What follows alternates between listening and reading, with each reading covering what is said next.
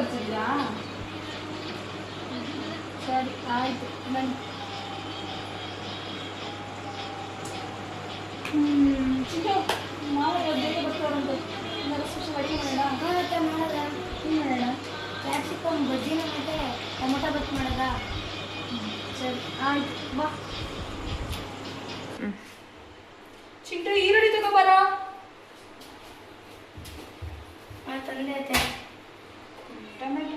ಅಯ್ಯೋ ಟೊಮೆಟೊ ಬದ್ದಿಗೆ ಟೊಮೆಟೊನೇ ಇಲ್ಲಲ್ಲ ಚಿಂಟು. ಏನು ಮಾಡೋದು? ಹಾ ಆ ಪುಷ್ಪಾಂಟಿ ಮನೆಗೆ ಹೋದ್ವಾರ ಟೊಮೆಟೊ ಬಂದಿದೆ, ಕೊಟ್ಟೇ ಇಲ್ಲ ವಾಪಸ್ಸು. ಹೋಗಿ ಇಸ್ಕೊಬ, ಕೊಡು ತಗೋಬ ಹೋಗಿ.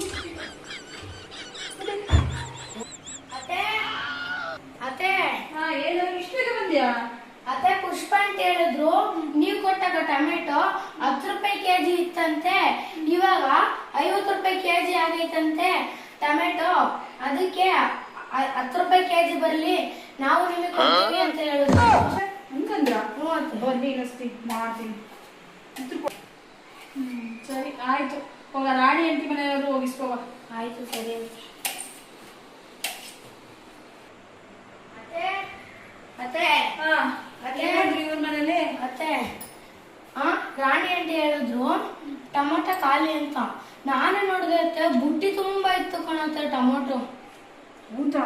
ಬಾ, ಯಾರಿಗೂ ಏನು ಕೊಡೋದಿಲ್ಲ, ಇದ್ರಲ್ಲೇ ಮಾಡೋಣ ಬಾ. ಹೋಗಿ ಬಿಡು. ಏನಾಗಿಲ್ಲ, ಮಾವ ಬೇಗ ಬರ್ತಾರೆ ಅಂತ ಏನಾದ್ರು ಸ್ಪೆಷಲ್ ಮಾಡೋಣ ಅಂತಂದ್ರೆ ಅದು ಇಲ್ಲ, ಯಾರು ಏನು ಕೊಡೋದಿಲ್ಲ, ಎಲ್ಲರೂ ಕಂಜೂಸ್ ಆಗ್ಬಿಟ್ಟಿದ್ದಾರೆ. ಬಿಡು, ಎಲ್ಲ ರೇಟ್ ಬೇರೆ ಜಾಸ್ತಿ ಆಗಿದೆಯಲ್ಲ. ಹೋಗ್ಲಿ ಬಿಡು, ಮುದ್ದನೆ ಕಾಯಿ.